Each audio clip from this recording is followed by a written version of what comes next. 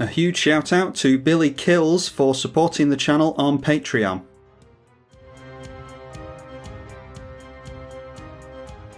Ashaya, Soul of the Wild, versus Sir Konrad the Grim, Ruric Thar the Unbowed, and Ezuri Claw of Progress.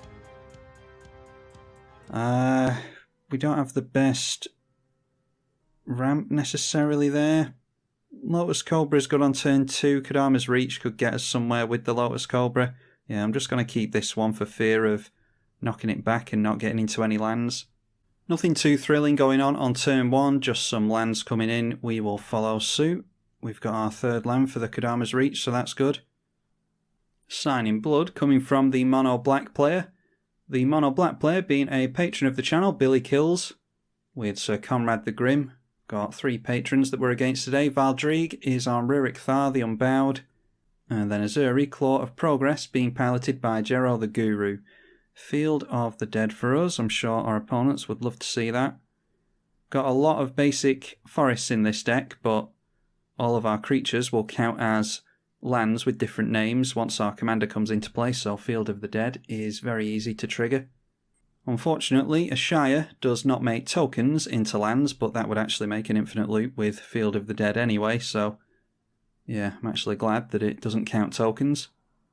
Anyway, Jero getting out Aurum Reef Vastwood, and Elemental Bond coming down for Ruric Thar, and then Pawn of Ulamog for Billy Kills, Beast Within for us.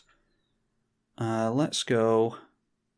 Field of the Dead just paints a big target on our head, doesn't it? Let's go for the forest. And then, do we just go Argothian Elder? And then we can definitely get our commander into play next turn, and we've actually got infinite mana once we do that. Yeah, let's go for the Argothian Elder. Not looking to swing in with Lotus Cobra. The first commander of the game, Ezuri Claw of Progress, coming down for Jero. And noteworthy that they've got a Thespian Stage in play as well. Wild Wanderer coming down for Val. When it enters the battlefield, search for a basic, put it in tapped and shuffle. And that does trigger their Elemental Bond. Now Ravenous Chupacabra coming down, they may well point that over here because it is infinite mana. And yeah, that's what they go for, so we're just going for the Kodama's Reach next turn. Let's play Kodama's Reach right now. And then that will trigger the Lotus Cobra. We've got nothing to do with it, unfortunately. Let's get out a tap land in Field of the Dead. I don't want everyone looking over our way just yet, but I also don't want to play a tap land later on when we're desperate for mana. So we'll just risk it now. Invisible Stalker for Ezuri. And then a Dryad Arbor as well. So a couple of experience counters being gained there. And those plus counters going on to the Invisible Stalker, hexproof and can't be blocked. Also has Summoning Sickness because it came in this turn. And not swinging in with the Ezuri. Now Valdrig's 3-2 Wild Wanderer is attacking Jero. And a Playcrafter from the black player, so yeah, a lot of removal in this one apparently. We have to get rid of our Lotus Cobra. The Dryad Arbor goes down over here. And Ruric Thar not likely to get sacrificed, so instead going for Wild Wanderer. And the Playcrafter goes down, triggering the Pawn of Ulamog and getting an Eldrazi Spawn into play. They sacrifice that straight away and get into Nyx Lotus, which will hit them for 6 off of the Ruric Thar. Oracle of Moldiah for us. Yeah, I think for now we just need to get a big creature into play. So let's go for our commander. Would have been nice to hold up the Heroic Intervention, but we can't do that now that our Lotus Cobra has gone down. So let's just play a forest, make that a 7-7, and we'll tap out and pass. A Field of the Dead coming in over here as well. That should be good with Ezuri, because this doesn't care about whether your creatures are tokens or not. It just cares about creatures with power 2 or less, which Field of the Dead makes with ease. And now Rishkar coming into play. That will distribute some plus counters and make the creatures with plus counters on them tap for mana. So putting another one on the Invisible Stalker. One goes on to their commander as well. Then tapping the Orrery Fastwood. I was wondering why they didn't put a plus counter on Rishkar himself, but they have ended up doing that with the Orrery Fastwood. So all 3 creatures tapping for mana now, if they want to. 3 more counters going on the Invisible Stalker. So that jumps up to a 7/7. I was thinking of using Beast Within on this to get rid of it straight away, but it is a good means of drawing attention away from us. Ruric Thar is a feared commander, as it should be. And now the Ruric Thar turning in sideways towards Billy Kills. 3 cards left in their hand, but it does seem quite removal heavy. And they'll start generating a bunch of mana next turn. They've got 2 mana from the Temple of the False God, as well as 4 at the moment from Nyx Lotus. Haven't seen this do much good yet, so it'll be intriguing to see how it does in this mono black deck. Anyway, they take the commander hit for 6 from Val. And then Undo Giant from Valdrieg allows them to ramp a bit more. And then it's Filigree Familiar ending the turn, gains them 2 life, and when it dies, it draws them a card. Over to the black player's turn again, a Millikin now. Very creature heavy, as you would expect in a Sir Konrad deck. Now paying 6 more life for a Demonic Tutor. Down to 20. They make 5 mana, now going for Massacre Girl. Which... will it wipe the board or not? It's always tricky to work out Massacre Girl. Probably will, there were some weak creatures in play. It'll trigger Pawn of Ulamog every time something dies. Anyway, gets rid of the black player's board. And there's 3 triggers with Massacre Girl still to go. So yeah, definitely getting rid of everything here. It just so happens that most of the removal from the black player has been coming off of creatures. So dodging Ruric Thar nicely. 3 Eldrazi Spawn from the Pawn of Ulamog. A Lightning Greaves goes on to the Massacre Girl. They do have no cards left in hand though. The 4 damage goes in at Val. So controlling the board very nicely at the beginning of the game. It's just that now they don't have much to do. They're in top deck mode. Okay, Beast Whisperer for us. Let's drop a land. I wonder if we want to just try and keep a Beast Whisperer in play. No, let's go for our commander. We'll try and make that stick. And maybe we'll get into a cheap creature to play after a Beast Whisperer next turn. I'm just not hopeful that we'll keep any of our creatures in play at the moment. Vesuva being played by the Simic player. Going on to Field of the Dead, as you would expect. There's something interesting we can do with Vesuva in this deck. If we draw into Vesuva first, it'll go on our Field of the Dead, but if we get into Uvenwald Hydra, it will come in as a land, as long as Ashaya's in play, and it will allow us to search for a land. We search for the Vesuva, and it will become a copy of the Uvenwald Hydra, because we can copy creatures with it as long as our commander's in play. That'll put another Uvenwald Hydra into play and we can search for another land, something like Nykthos or Gaia's Cradle, something like that. Anyhow, what's our opponent doing here? That is a Slippery Bog Bonder. And it has to put the hexproof counter on itself, unfortunately. They might be able to get that off there. They might be able to get that off there with something like the Ozolith or something like that. There are various means of moving counters around. Sword of Light and Shadow for Ruric Thar, taking advantage of being able to play their non-creature permanents. And that's probably just in here to grab their creatures back. A Spike Feeder as well. I dare say that they might have an infinite combo with that. The sword going on to Spike Feeder, and then Sir Konrad the Grim comes in for the black player with some mana held up. They'll be able to activate Sir Konrad 6 times. 2 off of the Nyx Lotus and 2 from their lands. Lightning Greaves going over to the Konrad. And now milling each of us. We were going to draw into a cheap creature for the Beast Whisperer, so that's one less card draw for us. Milling us again. And another cheap one, Destiny Spinner. And another mill gets rid of our Finale of Devastation. Just some lands for Val. A land, a Simic Ascendancy, and Champion of Lamholt. There's some really good mills. And the black player gets rid of a few lands and Toxic Deluge. Then they go for Strip Mine onto the original Field of the Dead. Now Massacre Girl comes in at us. She does have Menace, so we can't block. And it's just a land for us, unfortunately, so we can only play the Beast Whisperer. We could risk going for Oracle of Muldiah. Maybe there's a land on top. I mean, we're not drawing with Beast Whisperer this turn anyway, so yeah, we'll just try the Oracle of Muldiah. Lightning Greaves on top for us. This will give our opponent a bit more information as to whether they want to activate Sir Konrad or not, unfortunately. We'll just hold up some interaction. I don't think we're going to turn in sideways at our opponents. Yeah, we'll just hold back the 10-10. Oh, and I completely miscounted how much mana we had. We could have gone for... How on earth did I do that? Okay, I thought we had 7 lands and not... 7 lands must have been from last turn. Alright, apologies for that.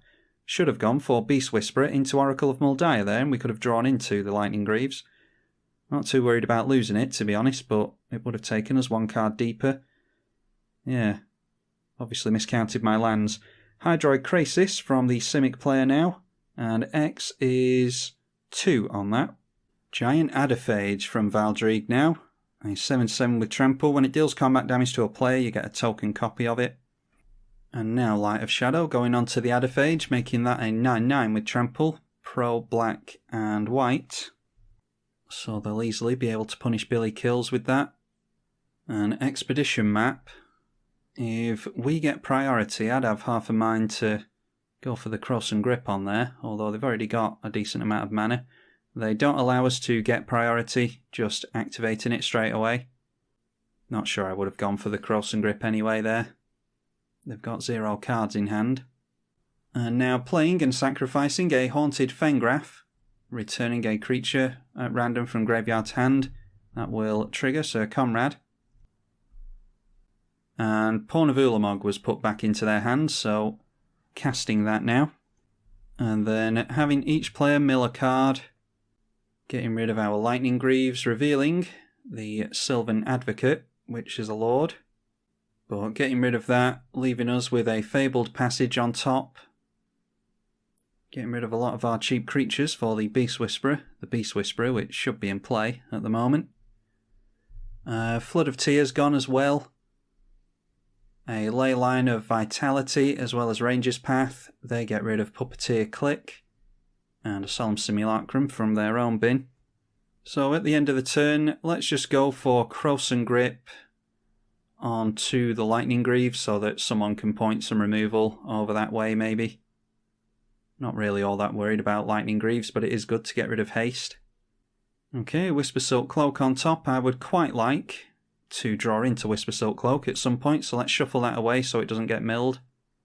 And we'll go for the Forest. They can mill a 3 visits. Let's put our Beast Whisperer into play. Apparently we weren't going to make use of it anyway, so it doesn't hurt too much that we didn't get that out last turn. And I'm not sure if the black player